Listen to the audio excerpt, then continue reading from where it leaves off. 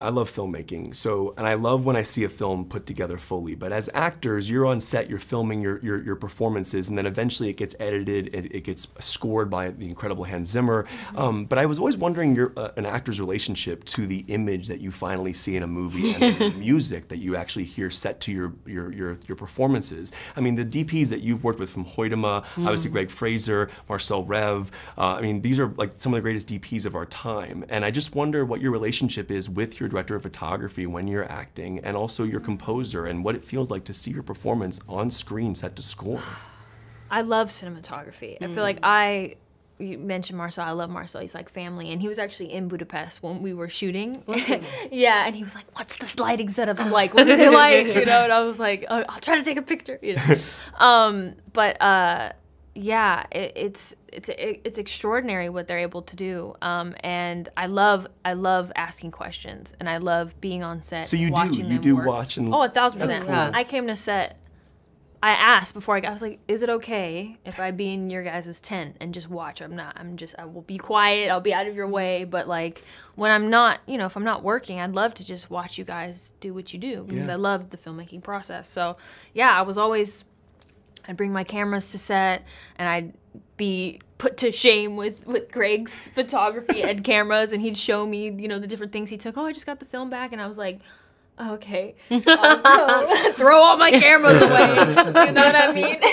What are you shooting with? Yeah, like, and that process is really fun, because I think there's such a joy in there, and they love sharing their work with you. Like if you ask questions and they're so passionate about it, he was like, of course, I'll tell you what kind of camera I use and this, and that was really, really a treat for me, at least, to be able to kind of pick their brains. And there was one day that I came on set and I brought like my little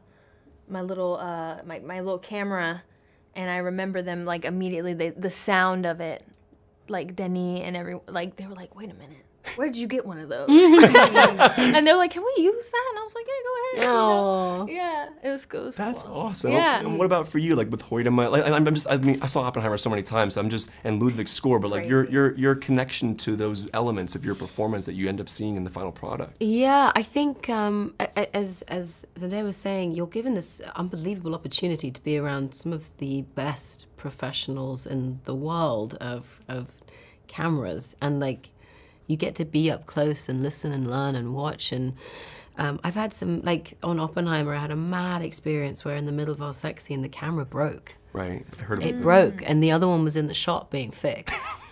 And I remember I was just like, well, this timing is great. And anyway, so Chris comes up and he's like, sorry guys, the camera's it's letting in too much light and the film is... Anyway, this man comes in with a toolbox, like he's like a doctor, like a camera doctor, and he opens the side. He's like, and I'm like, oh my God, what is going on? And he starts, and I just like, all right, here's my opportunity to learn about how it broke. So I go over and I'm like, what you doing there? Right. And Chris is brilliant, knows all the answers, and it's just like, yeah, what a unique, bizarre situation to learn. And then I watch that scene, I'm like, in the middle of that scene, I got a 50-minute lesson on how the camera broke. Is this the Destroyer of Worlds scene? When you ask them the book? Yeah. Oh my God, that's crazy. When I'm going to the bookshelf. And the idea that the audio from that is then later played. Yeah. And you can hear him falling back on the bed. Yeah. All right, sorry. Yeah. I am nerding out. So, there's a line that Frank Herbert wrote in the book that's also in the first film that I've been thinking about a lot, which is the mystery of life isn't a problem to solve, but a reality to experience.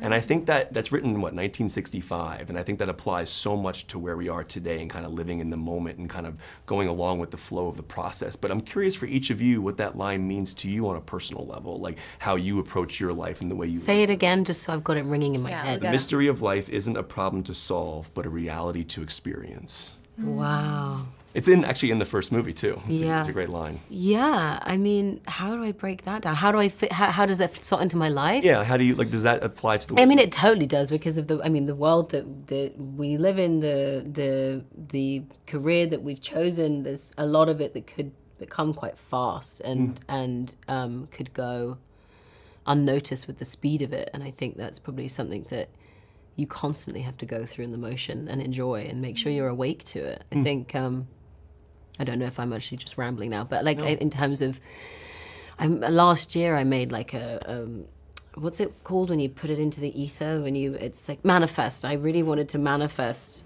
that I'm awake in every decision that I do. And it's when you're busy and going through what we're doing, like it's very easy to coast and just like be put into all these different rooms and do things. And I really want to make sure that I'm awake and I'm conscious of everything that is happening to me. And I think that kind of for me, that kind of relates to that. It's like it's a choice to be here, and it's a choice to be awake, and what a journey that would be if you are conscious of every single thing happening. So I think that's my answer. I don't know if I answered your question, but yeah, it's hard. That's a big quote. Yeah, that's a big one to answer. For you.